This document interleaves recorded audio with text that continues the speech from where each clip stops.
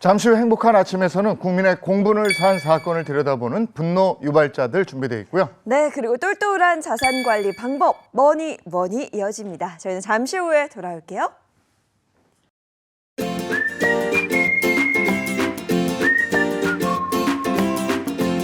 안녕하십니까. 행복한 아침 이재용입니다. 안녕하세요, 정예인입니다. 오늘은 11월 5일 화요일이고요. 어우 쌀쌀합니다. 두툼한 옷 챙기셔야 되겠고요.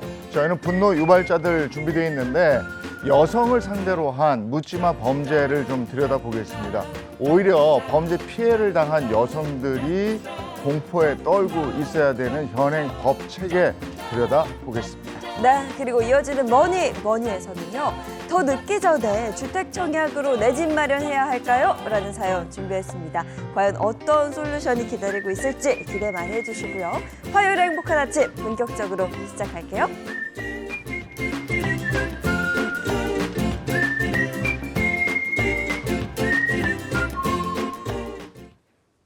화제 이슈를 발빠르게 전해드리는 모닝 브리핑부터 시작하겠습니다. 이고은 변호사와 함께합니다. 어서 오세요. 안녕하세요. 안녕하세요. 네, 첫 번째 이슈부터 전해주시죠. 네, 지난 2일부터 어제까지요. 경남 화천군 북한강에서 훼손된 여성의 시신이 차례로 발견이 됐습니다.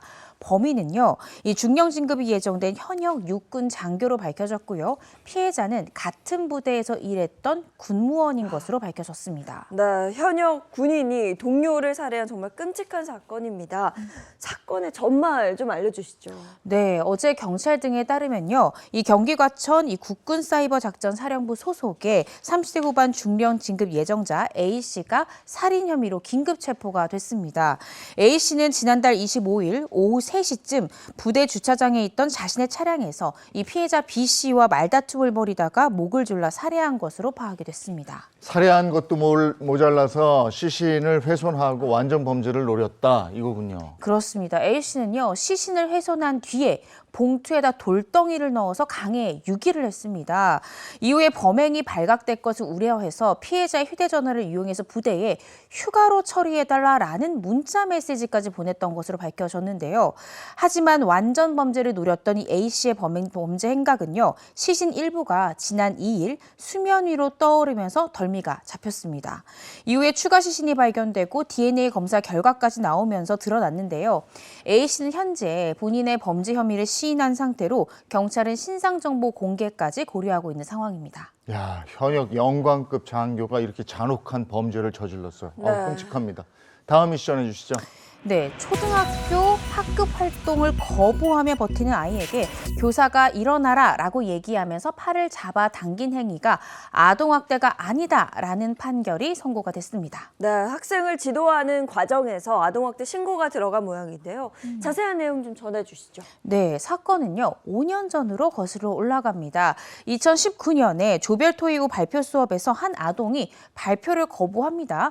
거부한 다음에 이 이후에 수업에도 계속 참여하지 않자 A 교사는 아이에게 일어나라라고 이야기하면서 팔을 잡아 끌게 됩니다. 그런데도 아이가 계속해서 버티자 이 A 교사가 아이가 다칠까 봐 더 이상 힘은 쓰지 않고요. 이 아동의 부모의 동의 하에 다른 아이들과 활동을 이어가게 됩니다. 검찰은요, 이 A 교사가 아이에게 일어나라라고 얘기하면서 팔을 잡아 끈 행위가 학대다라고 보고 기소를 했고요. 1심과 2심에서는 학대로 인정이 돼서 법원에서는 벌금 100만 원을 선고했습니다. 그런데 대법원에서 판결이 뒤집혔군요. 네, 그렇습니다. 대법원의 판단은 달랐는데요. 대법원에서는 이 교사의 행동이 필수적인 교육활동 참여를 독려한다라는 목적에서 이루어진 지도행위에 해당한다라면서 원심을 뒤집고 무죄 취지로 판결을 했습니다. 교사가 아동인 학생을 교육하면서 유형력을 사용을 해서 신체적 고통을 아이에게 느끼게 했다 하더라도 이러한 행위가 교육의 범위 안에 있다면 학대가 아니다, 이렇게 판단한 겁니다. 교육 현장에서 교사들의 고충, 이거 정말 어제 오늘의 일이 아닙니다. 네. 굉장히 고민들을 많이 하시던데 지난달 24일인가요? 이 인천의 한 초등학교에서 특수교사가 숨지기도 했지 않습니까? 그렇습니다. 특수교육계에 따르면요, 이 비교사는 최근까지 중증 장애 학생 4명을 비롯해서 이 특수교육 대상 학생 8명으로 구성된 학급을 맡아서 경무에 시달렸다라고 하는데요. 이 현행 특수교육법상 초등학교 특수학급 1개 반의 정원은 6명입니다. 그런데 비교사는 자신이 맡은 맡은 학생 8명 외에도요. 통학학급에 있는 특수교육 대상 학생 6명을 또 수시로 지도를 했고요. 여기다 행정 업무까지 담당하면서 정말 경무에 시달렸습니다. 이에 대해서 교육청이 자원봉사자 3명을 배치하고 내년도에 이 학급 증설 계획을 세웠지만 자원봉사자의 관리 감독 역시나 특수교사의 업무에 해당합니다. 또 그들에게 전문적인 지원을 기대하기 어렵기 때문에 이 부분은 문제를 해결하기 위한 해결책에는 좀 부족하다라고 특수교육계는 지적하고 있습니다. 교권 보호에 대한 얘기는 진작부터 들었는데 네. 이 일선 현장에서는 이게 잘 지켜지지 않는 모양입니다. 여전히 그런가 봅니다. 자, 다음 미션 해주시죠. 네, 2025학년도 대학 수능 시험 정말 얼마 남지 않았습니다. 다음 주 목요일에 예정이 되어 있는데요. 수험생과 학부모를 겨냥해서요. 집중력 향상에 도움이 된다면서 일반 식품을 마치 건강기능식품으로 이 과장해서 광고하는 케이스들도 있고요. 또 ADHD 치료제를 불법 유통한 업체까지 다수 발견이 됐습니다. 이게 보니까 수능을 앞둔 그 수험생들의 간절함을 악용한 거거든요. 정말 화가 나는데 좀 자세히 전해주시죠. 네, 수험생들의 간절함 이용해서 정말 나쁜 범죄를 일으켰습니다. 지난달 15일부터 25일까지요. 식약처가 이 부분에 대해서 집중 단속을 했습니다. 집중 점검 결과 식품 부당 광고 게시물 무려 83건이나 적발이 됐는데요. 일반 식품을 기억력 개선 영양제, 수험생 피로 회복 등 이 건강기능식품으로 혼동하게 하는 광고가 가장 많았습니다. 또 심지어는요. 마약류로 분류되는 ADHD 치료제를 공부 잘하는 약으로 둔갑시켜서 불법 유통한 게시글도요. 711건이나 적발이 됐습니다. 아니, 저 약이 집중력을 높이고 애들 암기력을 향상시킨다 이런 얘기 저도 들었는데 네. 이거 먹으면 이 학생들 부작용은 없습니까? 당연히 있습니다. 의료진도요. ADHD로 의사가 진단을 하지 않았는데 진단받지 않은 상태에서 ADHD 치료제를 복용할 경우에 경미한 식욕부진, 두통부터 불면증, 심지어 환각 상태까지 유발할 수 있다라고 경고하고 있습니다. 식약처는요, 해당 게시물에 대해서 방통위를 통해서 이 사이트에 대한 접속을 차단 조치를 했고요. 또 관할 행정기관에 행정처분까지 의뢰한 상황입니다. 이런 것까지 먹으면서 공부해야 되는 우리 아이들이 안쓰럽습니다. 에휴. 예, 다음 이슈 전해주시죠. 네, 최근 MZ세대 가운데요. 이 지출을 극단적으로 줄이고 이러한 부분들을 SNS에 공유하는 이른바 라운드 버지팅이라는 문화가 유행하고 있다는 소식입니다. 네, 라우드 버지팅. 이게 처음 들어보는 말인데 좀 자세히 설명을 해주시죠. 네, 이 라우드 버지팅, 시끄러운 예상 편성 이렇게 직역할 수 있죠. 이거는요, 이 실제 재정 상태와 지출의 계획을 다수에게 시끄럽게 공유한다라는 의미로 이해하시면 될 것 같습니다.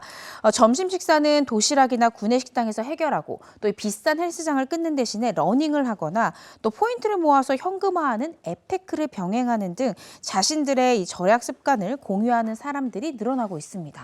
쓸데없는 소비보다는 절약을 한다. 이건 좋은 소식인데 이게 기성세대의 절약과 MZ세대의 절약은 좀 차이가 난다면서요? 그렇습니다. 이 과거 기성세대 같은 경우에는 아끼면 잘 산다, 무조건 아끼자라는 기조였다고 하면 이 젊은 세대들은요. 아끼는 건 아끼는데 적극적인 투자를 병행하고 있다는 차이점이 있습니다. 이 투자를 위한 자금 마련 목적이 이러한 짠테크의 배경인데요. 절약한 돈으로 투자하고 또 이를 다수에게 알리는 젊은 층의 소비 현상에 대해서 전문가들은 성취를 확인받고자 하는 심리와 결부된 현상인 것 같다라는 의견을 내놓고 있습니다. 네, 이게 재테크로 활용을 한다니까 좋은 면도 있는데 이거 막 아끼고 이랬다가 어디 투자했는데 날려버리면 정말 마음 상하거든요. 네. 이거 신중하게 잘 하셔야 됩니다. 자, 오늘 여기까지 하겠습니다. 이고은 변호사와 함께했습니다. 고맙습니다. 고맙습니다.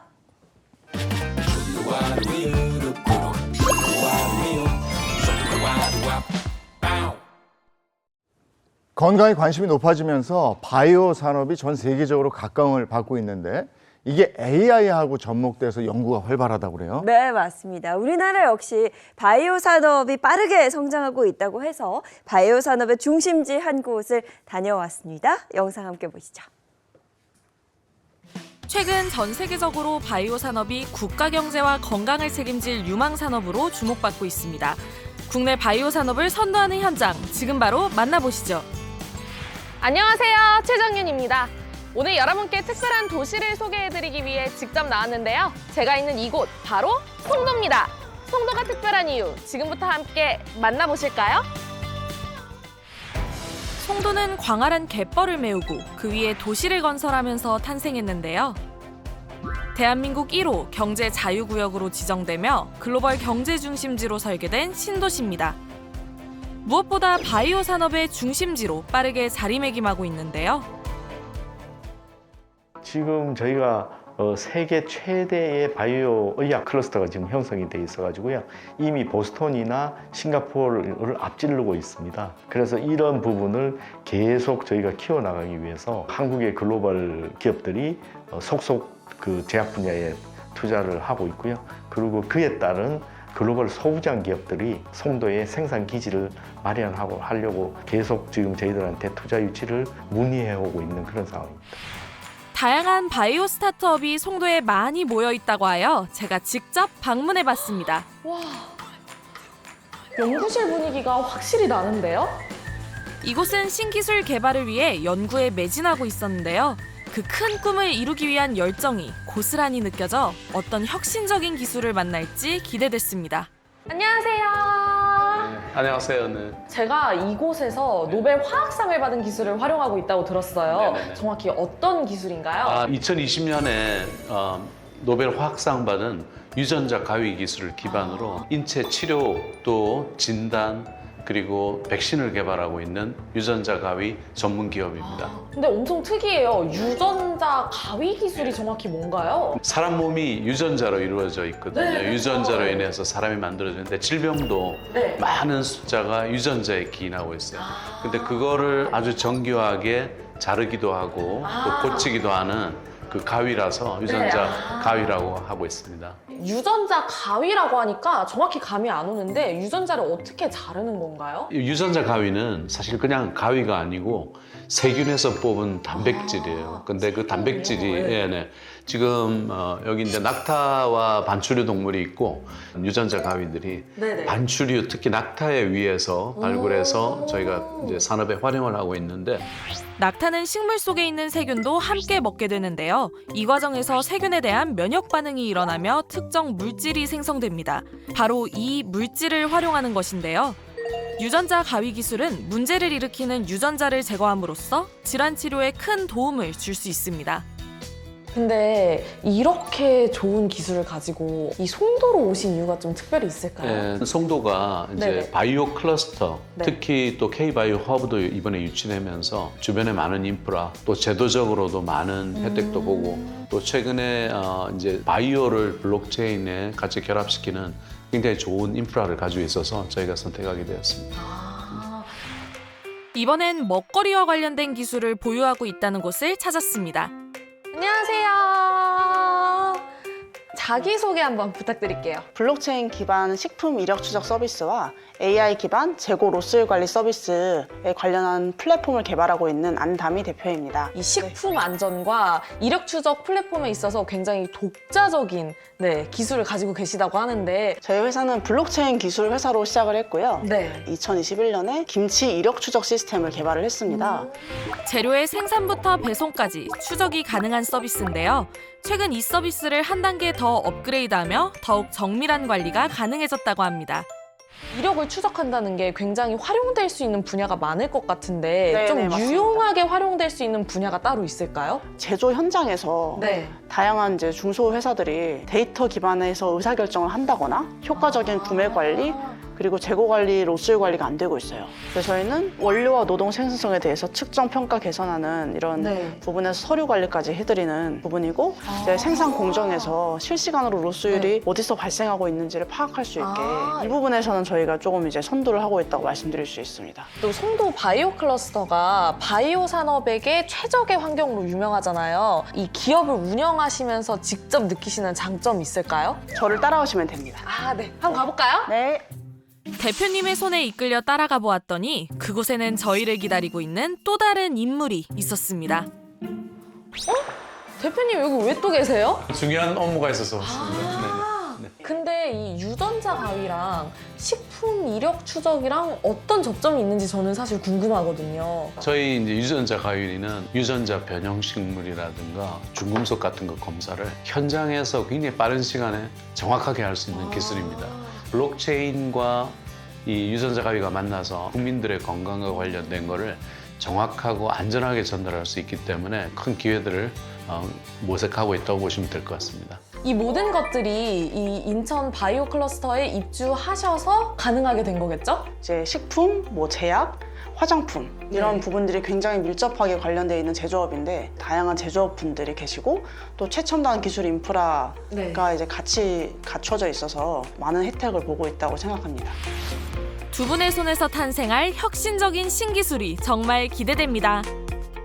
바이오는 우리 뭐 CDMO의 바이오 시밀러 제약을 생산하는 것뿐만 아니고 연구, 스타트업, 병원 이런 부분이 같이 연계가 돼야 됩니다. 그래서 그런 부분을 연계시키는 우리가 역할을 지금 많이 하고 있고요. 그래서 향후에는 산학 연병에 연합된 그 형태로 바이오 산업이 앞으로 성장해 나갈 걸 기대하고 있습니다. 이번엔 바이오 산업의 새로운 패러다임을 선보이고 있다는 한 스타트업을 찾았습니다. 대표님 안녕하세요. 안녕하세요. 아, 네. 자기소개 한번 부탁드리겠습니다. 저는 그 생체모사 장기칩을 송도에서 개발하고 있는 박승준이라고 합니다. 그 생체 모사 장기칩을 만든다고 하셨는데 정확히 네. 생체의 어떤 부분을 모사하시는 건가요? 지금 보시면은 네. 저희가 약을 먹게 되면은 입으로 들어가서 장에서 대사돼서 원하는 타겟에 영향을 주게 되는데 아, 네네. 이들을 연결해서 인체랑 비슷하게 유기적으로 대사를 연결할 수 있는 그런 칩을 만드는 게 저희 목표입니다. 이 기술은 신약 검증 과정에서 동물 실험을 대체할 수 있어 다양한 연구에 큰 도움을 준다고 합니다. 대표님 향후 목표는 좀 어떻게 되실까요? 송도는 사실 바이오 클러스터가 조성되어 있어서 여러 가지 기업들이 많이 들어와 있잖아요. 그래서 저희의 목표가 이 기업한테 이 칩을 제공하는 역할을 하는 건데 예, 여기까지 잘 마무리된다면 해외에 나가서 공급망을 확대할 예정입니다. 세계 바이오 허브를 꿈꾸며 오늘도 송도에서는 많은 이의 노력이 이어지고 있는데요. 지금 현재 그 글로벌 제약사로 성장한 기업들과 세계적인 기업들이 지금 속속 송도로 들어오고 있습니다. 최근에 국가 전략 바이오 산업 클러스터로 선정됨에 따라 향후로 이런 클러스터를 더욱더 키워나가면서 병원과의 연계를 시킨 임상 그리고 연구 중심의 바이오 클러스터로 조성이 될 걸로 그렇게 기대하고 있습니다. 세계로 도약하는 바이오 산업의 중심지, 송도의 미래가 기대됩니다.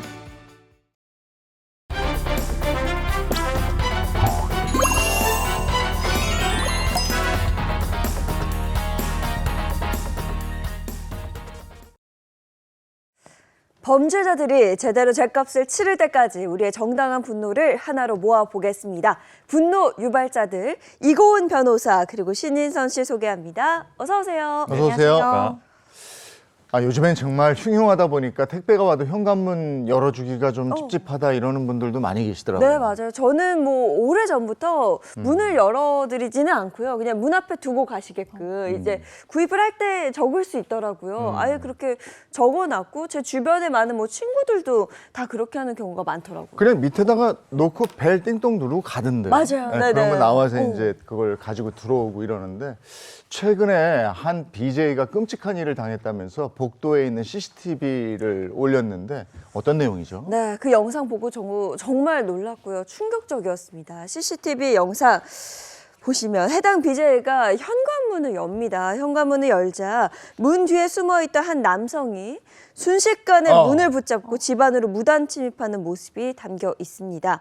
BJ는 이 남성이 13시간 동안 집 앞에서 기다리다가 문을 열고 나서는 순간 이 현관문 뒤에서 튀어나왔다라고 주장했는데요. 이어 소리치는 BJ의 입을 막고 집 안으로 밀어서 넘어뜨린 후에 끔찍한 일을 저질렀다는 게 해당 BJ의 주장입니다.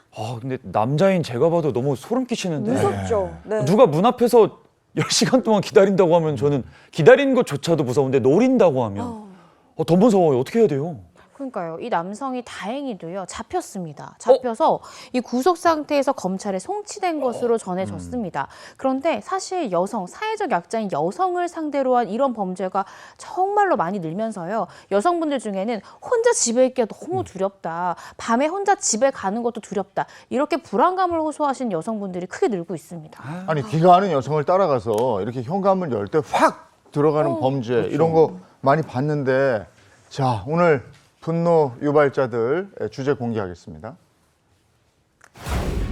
분노 유발자 오늘의 주제입니다. 여성을 대상으로 한 묻지마 범죄입니다.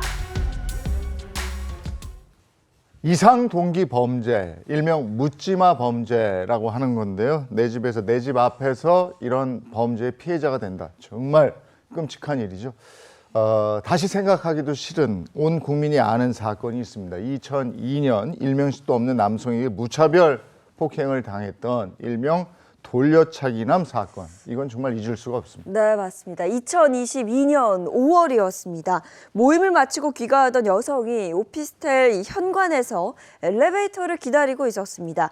그런데 한 남성이 뒤에서 접근해 돌려차기로 여성의 머리를 가격했고요. 보시는 것처럼 이후 여성이 건물 벽면에 머리를 부딪혀 쓰러졌는데도 머리를 집중적으로 폭행을 했습니다. 여성이 의식을 잃었는데도 한 차례 더 머리를 내려찍은 이 남성. 피해 여성을 들쳐매고 보시는 것처럼 사라지는데요. 야, 이거 정말 다시 봐도 정말 끔찍한 사건입니다. 근데 여성분이 아니더라도 남자가 저렇게 머리 밟히고 가격당하고 이러면 쓰러질 수밖에 없죠. 근데 대항할 능력도 없는 상황에서 머리를 계속 밟으면 이거 약간 살인미수 이런 거 아닙니까? 그렇죠. 특히나 이 남성이요. 경호업체에서 일하던 남성이었고 아유. 평소에 운동을 많이 해서 몸이 다 부졌다는 거예요. 그러니까 이 가냘픈 여성이 그 폭행을 어떻게 감당할 수 있을까요? 피해자가 사망하지 않았던 게 정말 천만다행이다라고 생각할 만큼 이 피해자 심각한 피해를 입었습니다. 실제로 이 여성은요. 전치 8주의 중상을 입었고요. 그리고 그때 상황이 기억이 안 난다고 해요. 기억 상실 증세까지 시달리고요. 그리고 피해자분이 사실 언론에도 여러 번 나왔지만 제대로 걷지 못하시잖아요. 오른쪽 뇌신경 손상으로 이렇게 걸으실 때 다리를 저는 오른쪽에 영구적인 장애가 생겼다고 합니다. 사건 이후에 이 남성 여자친구 집에 숨어 있다가 사흘 만에 모텔에서 검거가 되고요. 또 경찰에서는 이 남성에 대해서 말씀 주신 대로 이거는 살해의 고의로 때린 거다라고 봐서 살인 미수 혐의를 적용해서 이 남성 기소했습니다. 그런데 이 가해 남성 재판 과정에서요. 주치에 따른 심신미약을 주장했다고 합니다. 그러니까 이 가해자가 정말 정신을 안 차렸는지 저 정말 너무너무 황당한 주장을 했는데요. 이 남성의 주장은 이렇습니다. 내가 술을 마셔서 제정신이 아니었습니다. 이렇게 주장을 하는 겁니다. 정말 황당한데요. 아무래도 이 주치 상태에선 감형이 될 수 있다. 이 부분을 노린 게 아닌가 싶습니다. 그런데 이 주장이 말이 안 되는 게 이 남성이 CCTV상 그 해당 오피스텔, 범행 장소였던 오피스텔에 들어가기 전까지 CCTV가 다 나왔어요. 근데 이 남성이 그 여성을 딱 바라보고 150m나 그 여성을 따라가는 장면이 나왔고요. 그리고 저렇게 지금 따라서 쭉 150m를 전진을 합니다. 그리고 이 남성 보세요. 뭘 보시는 것 같으세요? CCTV를 다 찾습니다. 그리고 여성의 정확히 머리를 정확히 보고 발로 가격하고요. 그리고 저렇게 여성은 번쩍 들어서 CCTV 사각지대인 비상구 쪽으로 데려가서 성폭행을 시도했던 정황까지 2심 과정에서 밝혀졌습니다. 그렇기 때문에 무슨 심신미약이다, 기억이 안 난다, 뭐 이런 말들 우리가 믿을 수가 없는 거죠. 또 검거 당시 휴대폰에 뭐가 있었냐? 서면 살인, 이 서면 살인 미수, 서면 강간 등을 검색한 흔적까지 휴대폰 검색 기록에서 다 나왔습니다. 이 말은 우리가 다시 한번 생각해 보면 이 남성 자신의 범행을 정확히 인지하고 있었다라고 볼 수 있고요.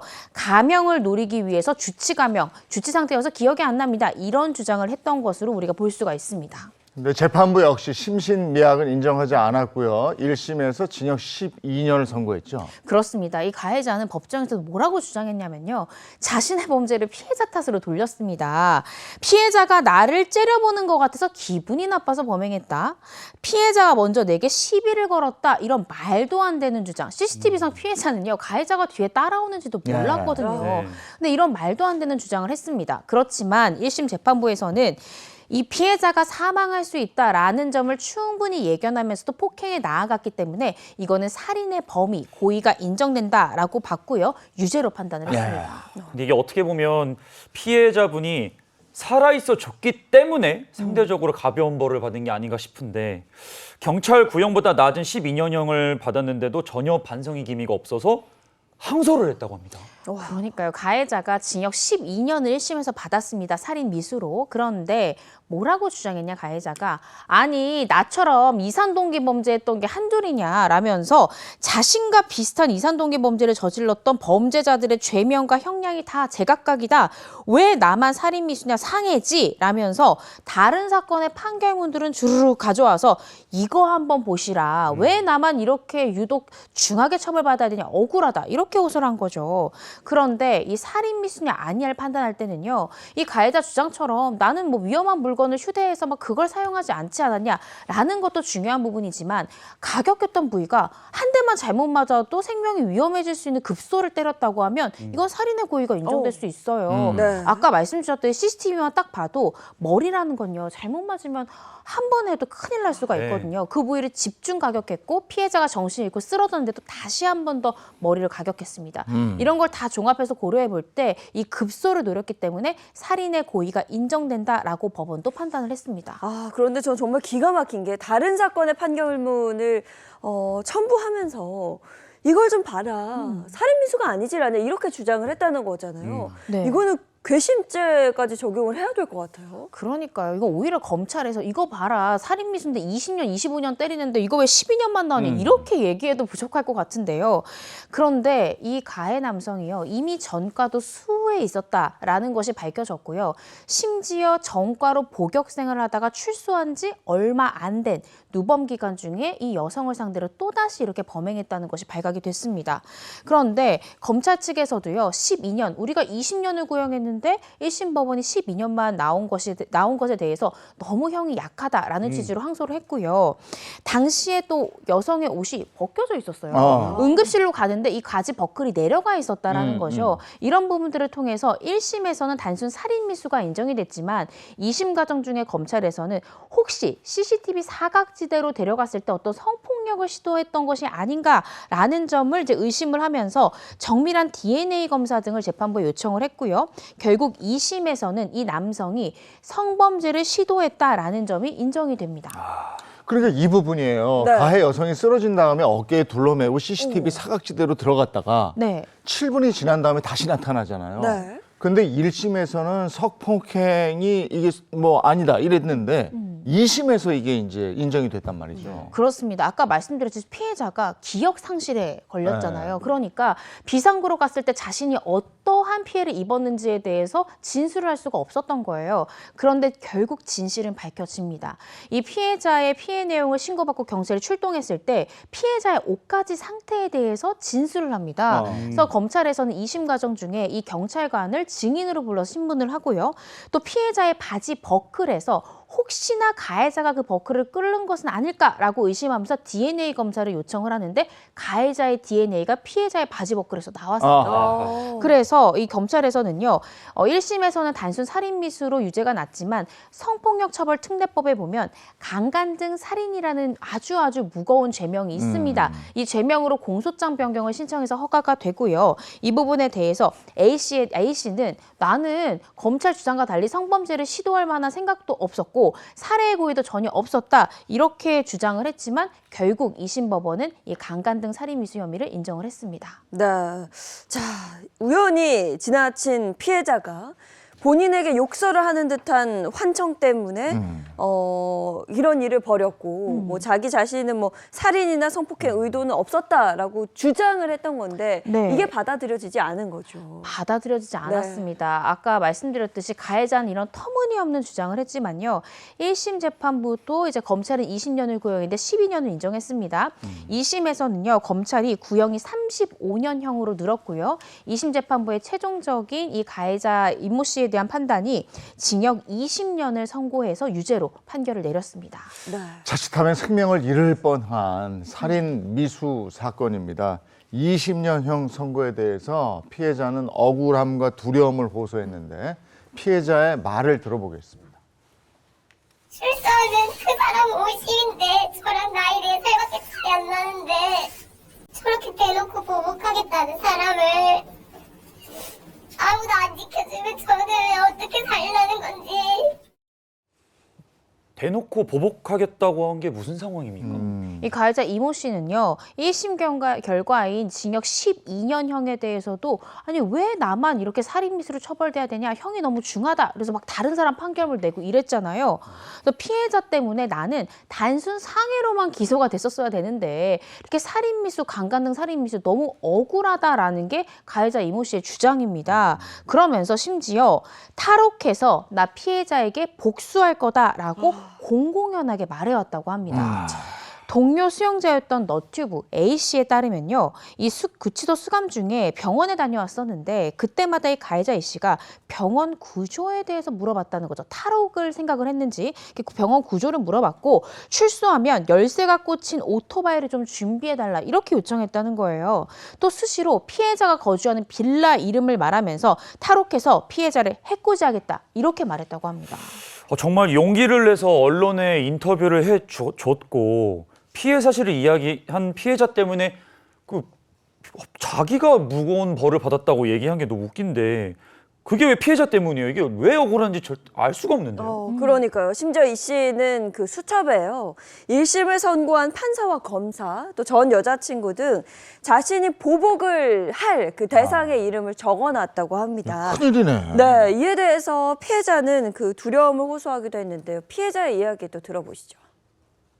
가해자가 어떤 서류를 보여주면서, 그리고 공치에게 뭐 이름 적은 걸 보여주면서 아 진짜 이번에는 진짜 뒤에 가서 완전 밟을 거다, 때려 죽일 거다, 이제 로우킥까지 찰 거다, 막 이런 이야기를 하고 다녔다고 해요.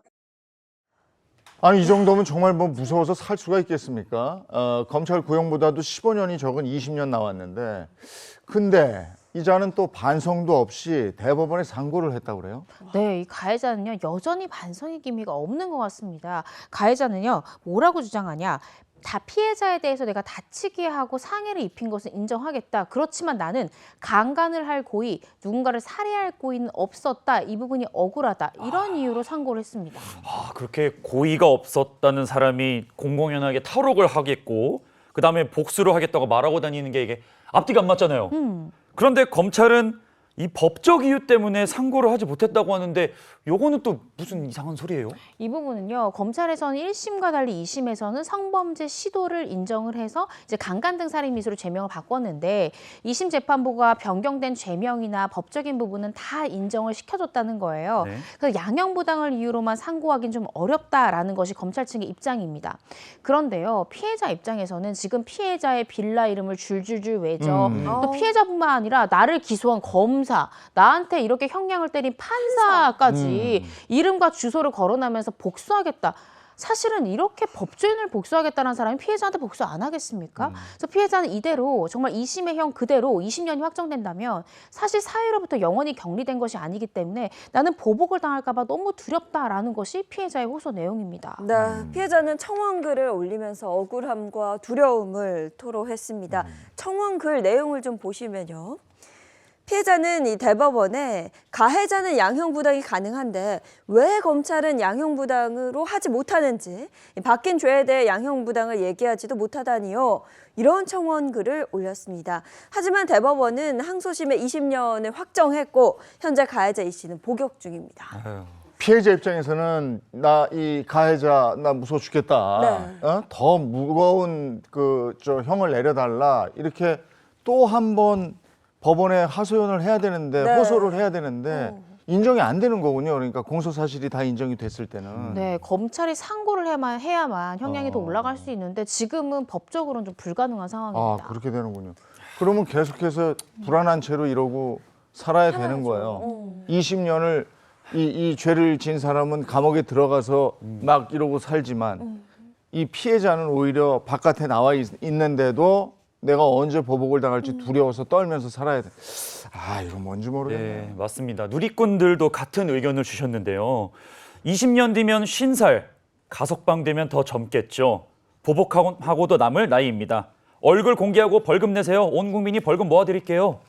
저 정도면 무기징역이 맞지 않나? 피해자를 보호해 주세요, 제발 같은 댓글을 남겼는데요. 이 조금 더 강력하게 처벌할 수가 있지 않을까 싶은데 너무 속상해요. 네, 정말 속상합니다. 근데 그 와중에 또 다행인 건요.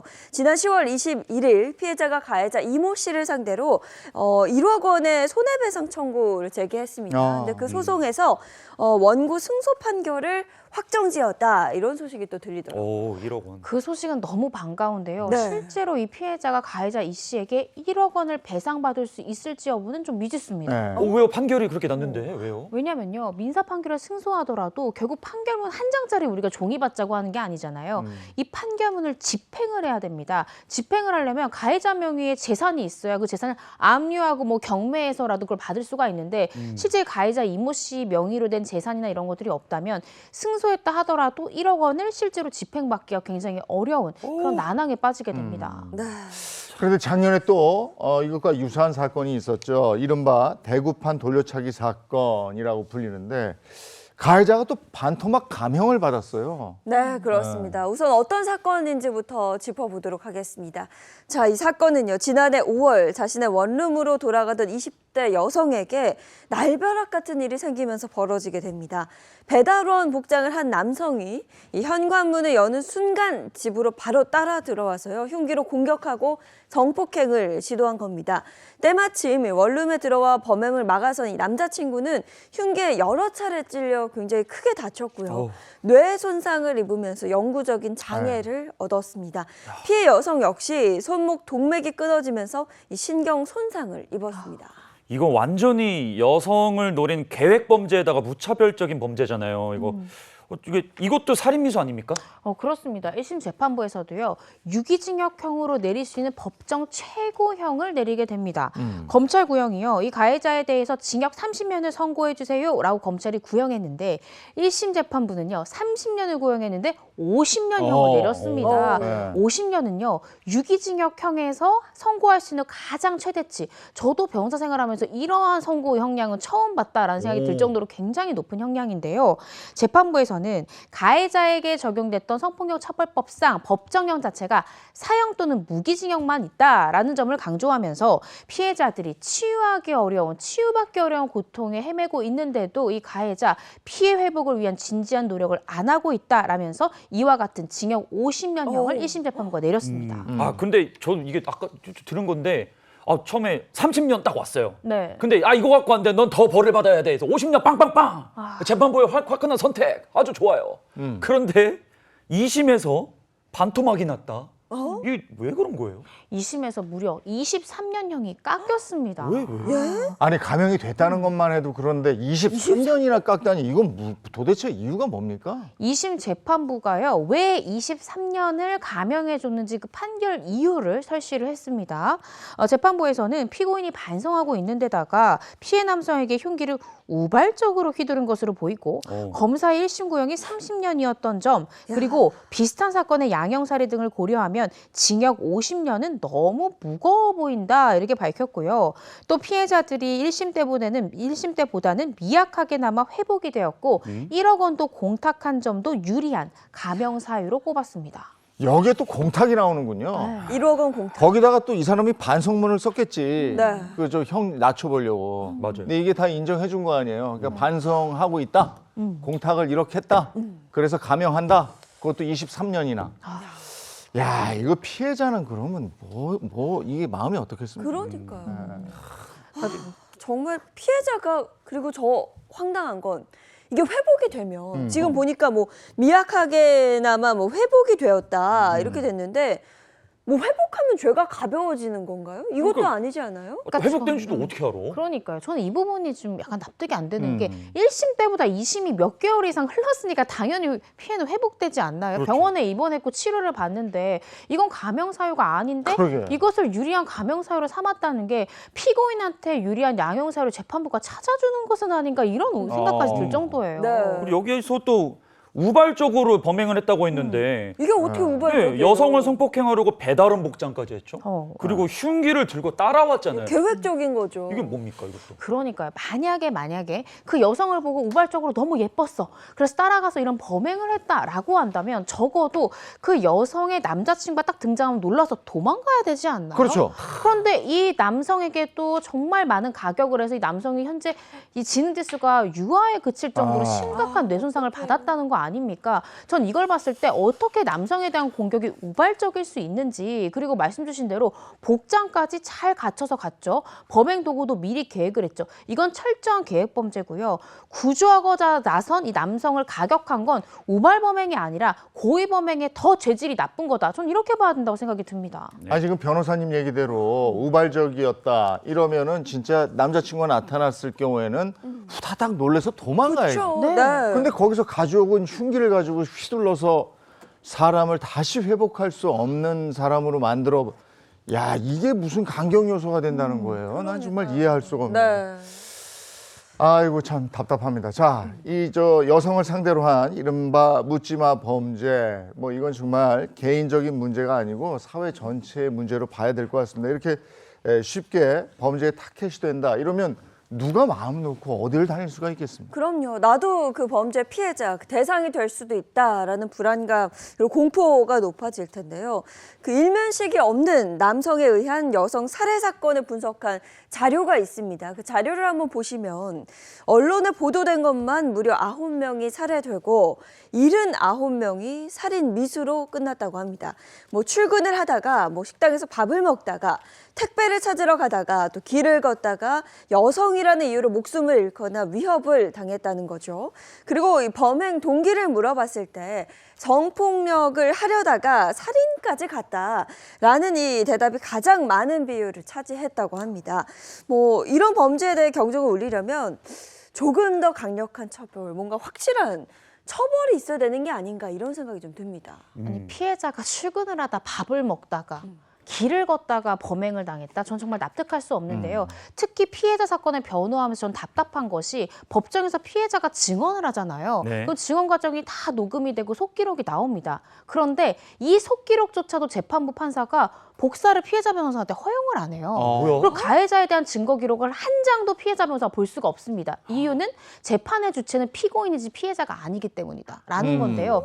피해자의 피해 회복을 위해서 판결이 내려지는 게 아닌가요? 저는 이 부분에 대해서 피해자 또한 이 재판의 주체로서 정확히 참여할 수 있고 이런 증거 기록도 당당하게 볼 수 있도록 법이 좀 개정되어야 되는 것이 아닌가라는 생각이 듭니다. 야. 내가 피해당한 사람인데 내가 내 거 봐야 되는데 이거 충격적인데요. 말도 안 네. 되는데. 아니 피해자가 기록도 못 봐. 네. 그 자발적으로 더 벌을 좀 내려달라고 상고도 못 해. 야 이게 뭔가 모르겠네요. 오늘 진짜 이게 답답한데. 그래서 이런 얘기가 있잖아요. 부정기형을 도입해야 된다. 근데 이게 잘 이해가 안 가는데 저도 오늘 이거 네. 처음 알았는데 20년형 뭐 이게 아니고 20년에서 무기형까지 네. 뭐 이렇게 형을 내린다고요. 현재 지금 소년범 같은 경우에는 막 단기 징역 1년, 뭐 장기 징역 5년, 그래서 네, 1년부터 5년까지 중에 그 안에 교정 생활의 태도에 따라서 1년 만에 출소할 수도 있고 5년을 꽉 채울 수도 있습니다. 이런 식으로 단순히 판결 선고 때만 형량을 결정하는 게 아니라 교도소에서 이 부산 돌려치기남 사건처럼 안에서 뭐 피해자한테 보복 편지를 쓰고 이러는 경우에는 형량을 더 높게 살게 하는 이 부정기형을 도입해야 되는 것이 아니냐는 의견이 나오고 있는데 저는 찬성을 합니다. 사실은 그렇게 교도소에 가두는 이유 자체가 교화와 개선인데 정말 교화가 되는 사람에 대해서는 딱 정해진 형만 살고 교화가 되지 않으면 그 안에서 더 많이 복역하는 것이 저는 타당하지 않은 생각이 듭니다. 맞아요. 정말 교화된 사람들만 제발 좀 그렇게만 출소했으면 좋겠습니다. 네, 아니 뭐 교도소에서 피해자의 집 주소, 빌라 주소를 적어둔다고 하잖아요. 피해자는 살 수가 없습니다. 그러면. 아니 그게 맞는 얘기예요. 20년형이다. 그러면 그 교도소에서 뭐 보복하겠다, 검사 보복하고 판사까지 보복하겠다, 피해자는 가만두지 않겠다. 이런 거 무기하는 거예요. 영원히 격리시켜야 되는 거 아니에요. 네. 그게 맞는 것 같아요. 맞습니다. 지금 법이 피해자가 온전히 살아갈 수 있도록 해줘야 되는 게 이게 법의 원칙, 정의의 원칙인데 그게 안 지켜지고 있잖아요. 답답합니다. 자, 오늘 이고은 변호사와 함께했습니다. 고맙습니다. 고맙습니다.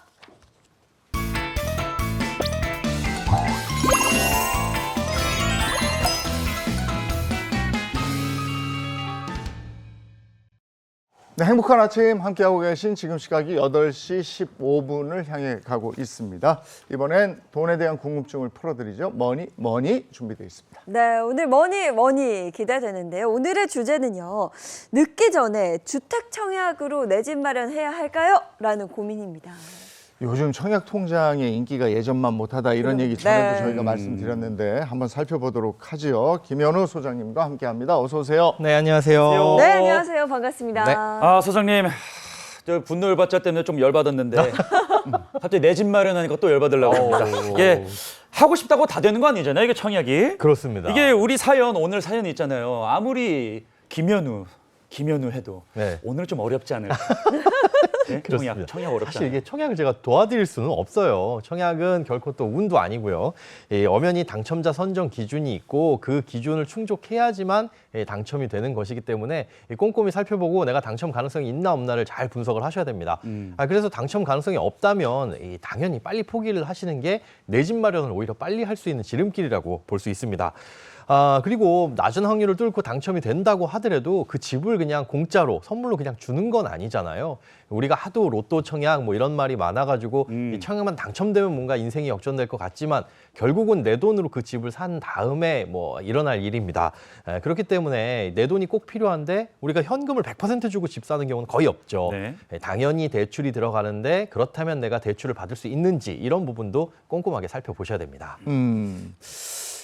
오늘은 근데 이제 우리가 주택 청약 이러면 젊은 신혼부부라든지 뭐 주로 젊은 층을 생각하는데 네. 오늘은 늦기 전에 청약에 한번 도전을 해봐야 된다 한 걸로 봐서는 나이가 좀 있는 분인 것 같아요. 네, 점점 더 내용이 좀 궁금해지는데요. 자, 늦기 전에 청약에 도전해보고 싶다는 오늘의 사연 좀 더 자세히 들여다보겠습니다. 임대 아파트에서 단촐하게 살고 있는 60대 부부입니다. 큰아들 장가 보내고 막둥이 딸도 결혼을 약속한 남자가 있어요. 막둥이까지 결혼시키고 나면 마음도 허전하고 뭔가 좀 허무할 것 같은 요즘이에요. 아휴, 우리 막둥이 시집 가고 나면 우리들이 적적해서 어떡해? 아이, 뭐 나는 속이 다 시원하겠구만. 별 걱정을 다 하시오. 아이 근데 이 나이 먹고 덜하다 보면 이제 마음 편히 살 수 있는 내 집 하나 없는 것 같아서 또 괜히 한평생 뭐하고 살았나 하는 생각에 너무 허무하고 그래요. 아이, 남자들도 지금 갱년기 온다더니 다시 갱년기요? 내 나이가 몇 개 돼 갱년기요. 갱년기 지나도 훨씬 지났지. 에이, 한평생 자식 농사 잘 지었지. 그게 하면 됐지. 뭘 더 말해요. 뭐 자식. 어이 그건 그렇지. 아유 우리 아들 현우랑 딸이랑 고은이 이거 참, 아유 똑똑하고 착하지. 지살길 다 잘하게 잘 키웠지.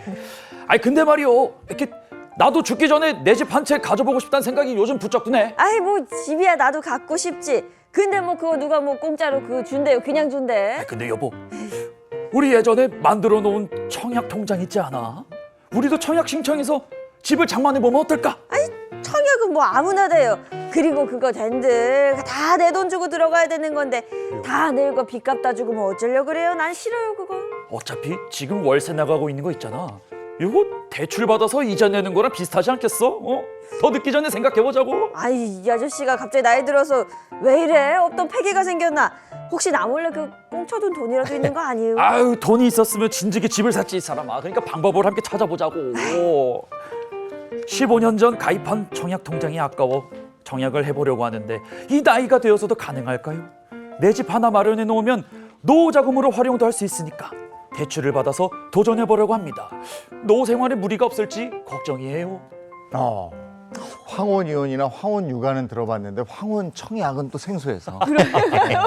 황혼 청약이 정말 생소합니다. 네. 근데 일부 특공 빼고 그 나이 제약은 없는 거 아니에요?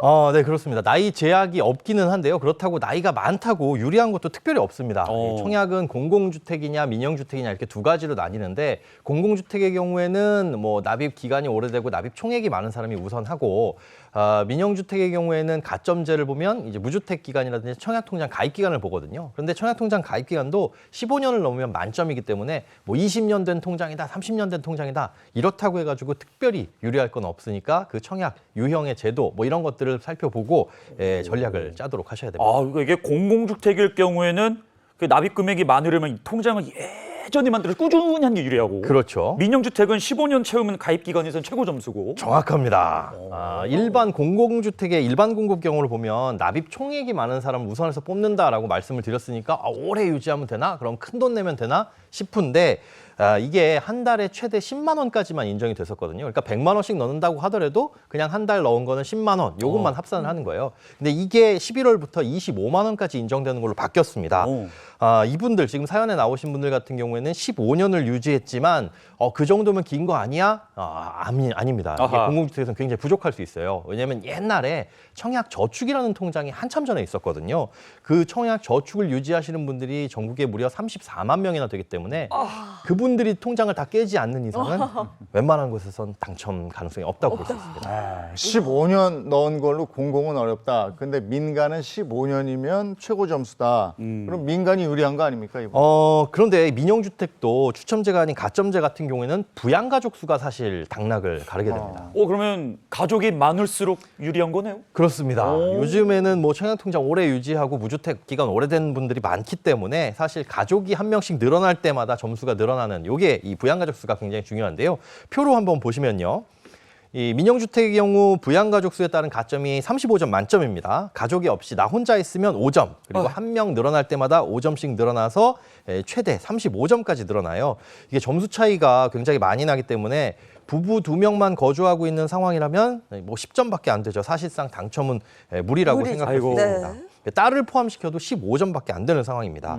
결국 이분들이 노려볼 수 있는 건 특별공급인데 이 두 분이 이 신혼부부, 뭐 다자녀 특별공급 해당 안 되니까 어떤 특공을 노려봐야 될까요? 지금 공공임대주택 살고 계시기 때문에 일단은 본인 집이 아니거든요.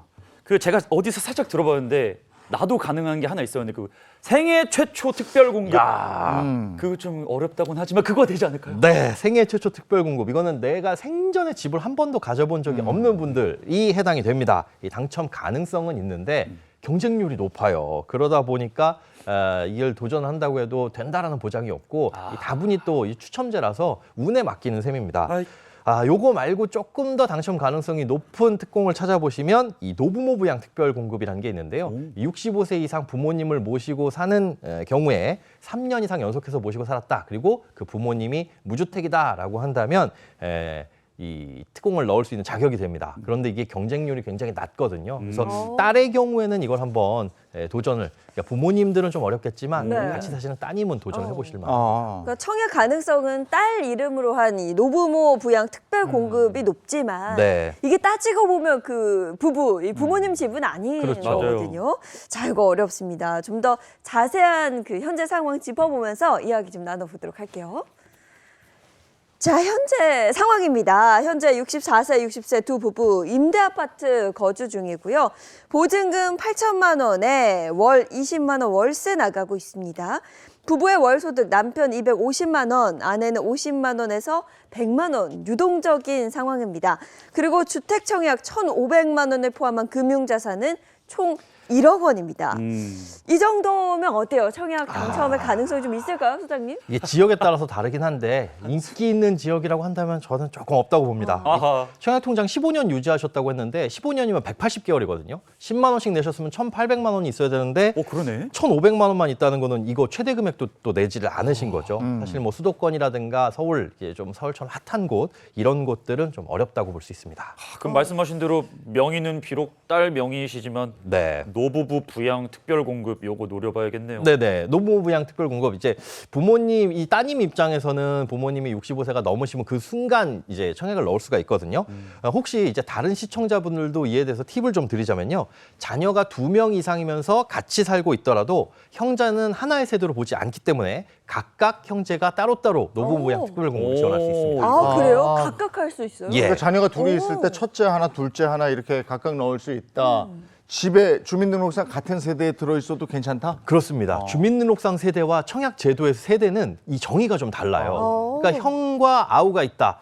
부모님과 형 이렇게 한 세대, 부모님과 동생 이렇게 한 세대. 그래서 각각 노부모 부양 특별공급을 따로따로 넣을 수 있는 거죠. 네. 다만 그런데 이 특별공급을 넣을 때는 세대주여야 되기 때문에 같은 청약에 한 날 한시에 넣을 수는 없습니다. 그러면 같은 아파트는 네. 같은 안 기간에 되는 모집하니까 안 되겠네. 그렇습니다. 모집 공고일이 만약에 오늘이다라고 한다면 오늘 세대주가 누구냐 이게 중요하니까 오늘은 형이 넣고 바로 다음에 이제 세대주 변경해서 다음번엔 동생이 넣고 이런 식으로 하셔야 됩니다. 그런데 그 세대주를 바꾸는 시점도 굉장히 중요할 것 같아요. 그러니까 공고가 나오고 나서 바꾸면 좀 늦잖아요. 그렇습니다. 공고일 기준으로 세대주가 누구냐 이걸 보는데 우리가 주민센터에서 세대주 변경을 하게 되면 다음 날 반영이 되거든요. 그러니까 공고 전 세대주 변경해놓고 형은 뭐 당첨이 되든 안 되든 그 다음에 이제 동생 차례니까 동생으로 세대주 변경해놓고 공고일을 기다리시면 됩니다. 자, 이렇게 해서 청약을 해서 당첨이 됐어요. 너무나 기쁜 일인데. 근데 당첨이 되면 아파트를 그냥 떡 주는 게 아니고 계약금, 잔금 뭐 이런 거 자금이 마련돼 있어야 되는 맞아요. 거잖아요. 네, 맞습니다. 요즘 이 젊은 분들이 청약 당첨되면 집을 공짜로 주는 줄 아는 분들이 좀 더러 계시더라고요. 네. 일단 청약에 당첨되면 한 달 내지는 2달 이내에 계약금이 필요합니다. 이 경우 이 계약금은 아직 집이 지어진 거 아니니까 당연히 담보대출은 불가능하고요. 개인이 모아둔 여윳돈이나 그게 부족하다면 신용대출을 이용하셔야 됩니다. 그 다음에 들어가는 게 이제 중도금 대출인데 뭐 중도금 대출은 집단으로 진행되기 때문에 크게 걱정 안 하셔도 되고요.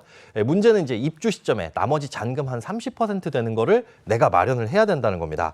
근데 통상 이제 잔금 같은 경우에는 잔금 대출을 받을 수 있는데 집값의 뭐 분양가의 한 70%에서 최대 80%까지 나오니까 그 돈을 대출 받아서 여지껏 받았던 중도금 대출 대환하고 그리고도 부족한 부분은 이제 개인이 좀 준비를 하셔야 됩니다.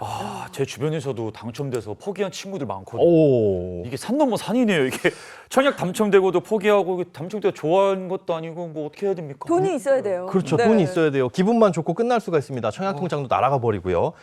자금을 모을 수 없다면 그래서 청약을 넣는 거는 상당히 위험하다고 볼 수 있는데요. 자, 만약에 6억 원짜리 아파트를 분양받는다. 그렇게 된다면 어떻게 돈이 필요한지 화면을 보면서 설명을 드리겠습니다. 자, 분양주택의 계약금 통상 10%니까 6억 분양가면은 6천만 원 한 달 이내에 납입하셔야 되죠. 만약 계약금도 없다 그러면 청약을 절대 넣으시면 안 됩니다. 이후에 중도금 60% 3억 6천만 원은 중도금 대출로 진행이 되고요. 잔금 30% 1억 8천만 원은 입주하시면서 내면 되는데 입주할 때 대출이 4억 2천에서 4억 8천만 원 정도 나오니까 이 돈으로 중도금을 상환하고 부족분은 개인이 모아야 됩니다. 추가로 이제 중도금 대출에 대한 이자도 잔금을 칠 때 한꺼번에 내게 되거든요. 그래서 이때 당시에 대출 이자에 따라서 좀 다르겠지만 1,500만 원에서 2천만 원 정도의 여윳돈은 또 추가로 필요합니다. 이게 결국에는 또 대출이에요. 네. 대출이 또 발목을 잡게 되겠는데 이게 어떻게 받을 수는 있다고 해도 이걸 갚을 수 있는 여력이 있느냐 이것도 굉장히 중요하거든요. 이분들의 현재 상황 한번 보겠습니다. 예. 자, 이분들의 현재 상황 보시면 현재 살고 있는 집에 그 보증금이 8천만 원 있고요. 금융자산 1억 원, 그러니까 총 1억 8천만 원을 활용할 수 있다. 이렇게 보시면 될 것 같아요. 네, 청약에 당첨이 됐으면 청약 통장은 못 쓰게 되는 거니까 그 돈도 활용 가능하겠죠. 여지껏 모아놓은 돈 1,500만 원. 그러니까 최종적으로는 총 1억 8천만 원을 활용할 수 있으니 새 아파트 분양가인 6억 원에서 1억 8천만 원 제외하면 4억 2천만 원. 이걸 30년 만기로 대출을 받게 되면 요즘 금리로 한 달에 약 189만 원을 납입을 하셔야 됩니다. 입주까지 추가로 돈을 모으는 만큼 뭐 대출액은 줄어들긴 할 텐데 1,000만 원을 모았다 그럼 대출금 조금 줄어들더라도 한 달 상환액은 뭐 4만 원에서 5만 원 정도 줄어든다고 보시면 됩니다. 이게 몇 억 단위가 왔다 갔다 하는 문제이기 때문에 이 방송을 보고 계시는 시청자분들도 막연히 청약을 그냥 넣어봐야지 이게 아니라 좀 더 철저하게 계획 후에 하시는 게 좋을 것 같습니다. 네. 네. 그렇습니다. 근데 이 부부가 아까 이 자산 상황을 보니까 지금 월 소득이 300에서 350만 원 있는데 퇴직을 하고 나면 이 수입이 없어지는 거고 네. 또 퇴직이 1년 남았다 그러니까 자금 조달이 가능한지 이것도 한번 살펴봐야 될 것 같아요. 네, 중요합니다. 중요한 게 이제 퇴직 이후의 수입원일 네. 텐데요. 이거 한번 보시면 남편의 국민연금 95만 원, 아내의 비정기소득이 100만 원 전후라고 합니다. 그리고 퇴직금이 보니까 2천만 원 정도 예상이 된다고 해요. 그러면 남편 수입이 250에서 300만 원 정도 없어지는 거고 아내가 비정기적인 수입이 100만 원이 있는데 그렇죠. 전후. 여기에서 이제 국민연금까지 하면은 월 200만 원 정도 가지고 있을 수 있는 거고 이렇게 되면 대출금 감당하기가 만만치 않겠는데요. 플러스 노후 자금 또 따로 빼야 그렇죠. 되죠. 노후 자금. 맞습니다. 예, 사실 우리 청약의 좋은 점은 딱 두 가지입니다. 새 아파트 그리고 공공분양이라고 한다면 시세보다 저렴하다. 요 두 가지거든요. 그런데 시세보다 저렴하다라는 건 싸게 살 수는 있지만 팔아야지 차익을 남길 수 있다는 뜻입니다. 보통 그런데 공공분양 같은 경우에는 전매 제한 기간이라든가 실거주 의무도 걸려 있기 때문에 이분들 입장에서는 맞지 않을 것 같아요. 여차하면 집을 팔아야 되는데 안 되잖아요. 그러니 이분들은 모아놓은 자산과 뭐 가능한 대출 같은 걸 고려해서 그냥 신축 아파트가 아닌 기존 주택을 매입을 하시는 걸 추천드립니다. 감당 가능한 가격에 집을 사셔서 차라리 내 입맛에 맞는 인테리어를 하시고 사시는 게 훨씬 더 나은 선택일 수 있다는 거죠. 이거 어쨌든 당장 활용 가능한 돈은 2억 원이니까 네. 대출 조금만 더 받아서 좀 저렴한 아파트. 그게 이게 베스트. 베스트입니다. 네, 그렇습니다. 대출 받는 것도 좋겠지만 지금 이 부부의 상황에서는 임대 아파트에서 조금 더 거주하시면서 최대한 좀 돈을 모아가지고 대출 없이 대출을 최소화해서 집을 사시는 게 좋을 것 같아요. 그러니까 저렴한 주택을 구하기 어렵다 그러면은 지금 살고 있는 환경보다 조금 더 열악해질 수는 있지만 그래도 대출금 부담에서는 벗어날 수 있잖아요. 그러니까 대출액을 줄이는 데 좀 집중을 하시고 나중에 이제 소득이 끊어지거나 줄어들었을 때 부담이 된다면 이 주택연금을 가입해서 그 자금을 활용하는 것도 좋은 방법일 것 같습니다. 근데 지금 보니까 퇴직까지 한 1년 정도 남은 상황에서 집을 사기 위한 자금을 마련한다? 이거 자체가 저는 좀 쉽지 않다고 보거든요. 근데 요즘엔 퇴직을 하더라도 또 일을 계속 하시거든요. 네. 이거 보면 아내도 비정기적이지만 일을 하고 있는 것 같으니까 말이죠. 네, 그렇습니다. 소득 활동은 적게라도 계속해서 하셔야 될 것 같은데요. 문제는 내가 일을 하고 싶다고 해서 언제까지고 일을 할 수는 없다는 게 문제점이죠. 일단은 소득 활동은 적게라도 하시되 이 노후 예산을 좀 잘 짜야 될 것 같습니다. 화면을 보면서 한번 설명을 드리겠습니다. 자, 지금 남편분이 월 250만 원에서 300만 원 정도 수입이 있는데 이걸 좀 잘 쪼개가지고 지출을 조정을 하셔야 될 것 같아요. 고정비와 변동비, 용돈 그리고 비정기 지출 모두 합쳐서 지출은 150만 원 정도로 정해두고 생활을 하시고요. 이렇게 지출 금액 정하고 남은 금액이 100만 원에서 150만 원 정도 남는데 아내의 소득을 모두 저축한다고 가정하면은 한 달에 150에서 250만 원 정도는 최대한 모을 수가 있는 상황입니다. 1년으로 계산하면 3천만 원이네요. 많이 모았을 때 그렇습니다. 많이. 네. 많이 그런데 모으셔야 돼요. 예. 1년 뒤에 퇴직이다 보니까 현실적으로 모을 수 있는 돈이 현재 자산과 합쳐서 최대 한 2억 원 남짓, 2억 1천만 원 정도 요 정도 된다고 보시면 될 것 같아요. 뭐 퇴직금도 있겠지만 이건 노후 생활비에 어느 정도 보태야 되니까 집 사는데 덜컥 넣는 건 좀 위험할 것 같고요. 퇴직 뒤에 다른 일을 안 한다라고 가정했을 때 이분들의 수입은 약 190만 원입니다. 지출 150만 원 빼고 나면 남는 돈은 40만 원이니까 그렇다고 한다면 한 달에 이 40만 원을 저축 없이 그대로 대출 원리금에 상환한다 이렇게 가정하면 한 1억 원 정도까지는 대출을 받을 수가 있거든요. 그럼 결국 2억 1천만 원 모아놓고 1억 원 대출 받았다. 그러면 3억 1천 정도가 이분들이 매입할 수 있는 최대 금액이라고 보시면 될 것 같습니다. 근데 아까 대출 없이 있는 돈으로 매매하라고 하셨잖아요. 네. 1억 대출을 받아야 해요? 자, 그래서 이제 숨겨놓은 방법이 있습니다. 바로 이 방법이 좋을 것 같은데 이분들의 경우 주택연금을 활용하는 겁니다. 이게 주택연금이 네. 주택을 구입한 뒤에 그리고 그 주택 가격만큼 평생연금으로 이렇게 대신 받는 거잖아요. 그렇죠. 근데 이게 대출이랑 이 돈 이거 대출한 건 뭔 상관입니까? 네, 지금까지는 저희가 방송에서 주택연금은 내가 집을 갖고 있으면 그걸로 이제 연금을 받을 수 있습니다. 이런 제도로 안내를 해드렸는데 사실 대출 상환용으로도 가입을 할 수가 있습니다. 그러니까 주택연금은 대출이 그 집에 껴있다. 그러면 원칙적으로 가입이 안 되지만 연금이 줄어드는 대신 일부 금액을 인출해서 대출을 갚는 용도로 가입을 할 수도 있거든요. 주택연금에서는 부부 중 이제 연소자, 나이 어리신 분의 나이를 기준으로 보는데요. 내년에 이분들 집을 사신다 그러면 아내분의 나이가 61세잖아요. 61세라고 한다면 주택가격 3억 원을 기준으로 했을 때 최대 7,960만 원까지 대출을 상환할 수 있습니다. 그러니까 뭐 3억 원 정도 되는 집을 8천만 원 정도 대출을 끼고 사도 주택연금을 가입하면서 그 빚이 훅 사라질 수가 있다는 거죠. 다만 그 연금액이 줄어들게 되는데 이렇게 하시게 되면 한 달에 연금액은 6만 원 정도만 받을 수 있고요. 남편의 국민연금 95만 원과 합치면은 노후 생활비 150만 원 이상은 확보가 가능하게 되는 겁니다. 자, 그러면 지금까지 나온 얘기를 바탕으로 해서 이 노부부 주택 구입에 대한 소장님의 맞춤 솔루션 한번 확인해 보도록 하겠습니다. 네, 솔루션 결과 보겠습니다. 아무래도 청약은 가능성이 낮고 또 대출 규모가 크기 때문에 이 경우는 맞지 않고요. 기존의 주택을 매입할 것으로 추천을 해주셨습니다. 주택담보대출 상환용 주택연금을 활용할 것, 요게 또 포인트입니다.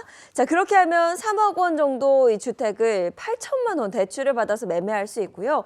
대출금은 주택연금에서 모두 해결할 수 있는 거죠. 자, 이렇게 되면 매달 받을 수 있는 연금액은 없지만 내 집이 생기는 거고요. 노후 자금은 남편의 국민연금과 아내의 비정기적인 수입으로 충당하면 월 150만 원 이상 가능할 걸로 보여지고요. 뭐 건강이 허락하는 한 추가적인 소득 활동은 계속하시면 좋겠다는 조언입니다. 그리고 아까 우리 아버지께서 말씀하셨잖아요. 네. 허무하고 허전하다 이제 애들 네. 다 장가 보내고 시집 보내면은 그 마음만 좀 채워주는 방법이 주택연금은 들지만 나중에 연금은 없어요.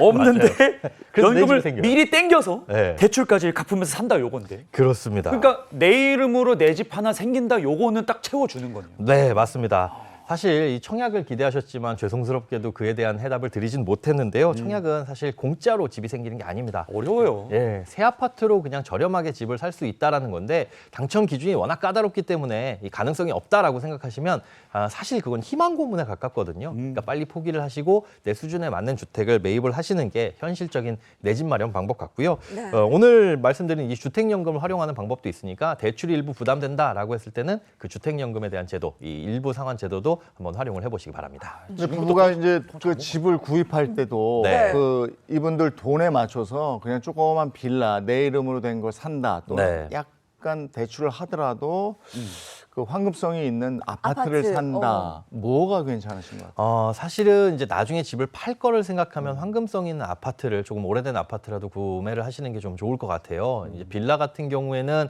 사실 같은 가격에서는 조금 더 좋은 컨디션을 기대를 할 수는 있지만 나중에 이걸 처분하려고 했을 때 조금 황금성이 떨어지는 문제들이 있거든요. 그렇기 때문에 그래도 주변에 좀 저렴한데 오래된 구축 아파트가 있다면 아파트를 조금 추천을 드리는데요. 그런데 그런 집들을 마땅치가 않다. 그리고 나는 이 집에서 그냥 평생 살 것이다 라고 한다면은 비아파트도 그렇게 너무 꺼려하지는 않으셨으면 좋겠습니다. 저는 애초에 소장님 말씀 잘 들어가지고 네. 돈을 처음부터 그냥 잘 모을래요. 그러니까 뭐니 하는 거지. 아니 근데 은퇴 후에 어머니 아버지 좀 푹 쉬세요라고 말씀드리고 싶은데 지금 소장님 솔루션도 보면 추가적인 소득 활동을 계속할 것이라고 하셨거든요. 아직 65세 어립니다. 젊으실 정도가 아니라 그럼. 이거 요즘에 지하철 타면 노약자석 근처도 못 가세요. 그럼요. 젊으세요. 형님입니다, 형님. 네. 조금 더 일하시기 바랍니다. 그리고 그게 또 계속해서 경제 활동을 해야 장수에도 도움이 된다고 그러죠. 네. 예. 근데 일자리가 있어야 되는. 맞아요. 자, 오늘 고맙습니다. 네, 고맙습니다. 자, 오늘 새벽에 나오는데 날이 정말 춥더라고요. 오늘 날씨 중요합니다. 마지연 기상캐스터 나와주세요. 네, 상암동에 나와 있습니다. 하루 사이에 계절이 바뀐 듯합니다. 볼에 와닿는 바람결이 달라졌는데요. 북서쪽에서 찬 공기가 남하하면서 초겨울 추위가 찾아왔습니다. 네, 중부지방은 올가을 들어 가장 추운 아침을 맞았습니다. 오늘 서울의 아침 기온 5.6도에서 출발하고 있고요. 어제와 비교하면 무려 10도나 낮은 겁니다. 오늘 동풍의 영향으로 동해안에 비가 올 텐데요. 기온이 낮은 강원 산간은 눈으로 바뀌어 5cm가 쌓이겠습니다. 해당 지역에 계신 분들은 빙판길 조심하셔야겠습니다. 낮 동안에도 15도 선에 머물며 서늘하겠습니다. 오늘 낮에 서울은 14도, 청주는 15도에 그치겠고요. 찬바람이 불어서 체감상 더 춥겠습니다. 이번 추위가 오래가지는 않겠고요. 사나흘 정도 이어지겠습니다. 입동인 목요일에는 서울 2도로 이번 추위의 절정이 되겠고요. 주말부터는 날이 서서히 풀릴 전망입니다. 급격한 기온 변화에 건강 상하기 쉽습니다. 특히 노약자나 기저질환자분들은 더 조심해야 하는데요. 아침 저녁엔 두툼한 외투로 보온에 신경을 써야겠습니다. 지금까지 날씨였습니다.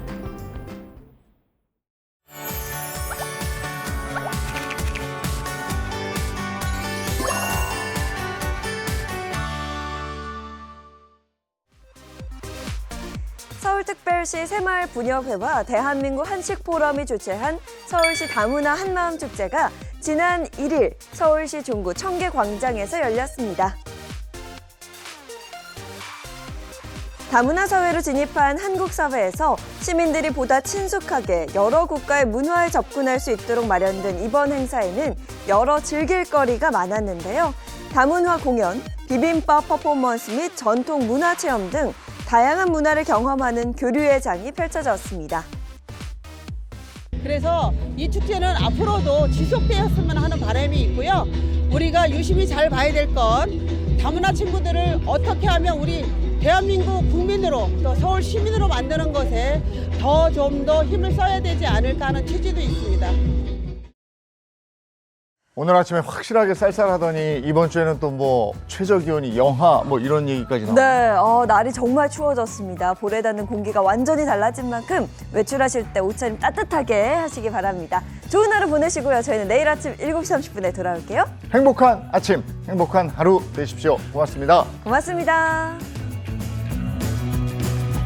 즐겨봐, 너의 세상. 플레이 더 넥스트 채널 A.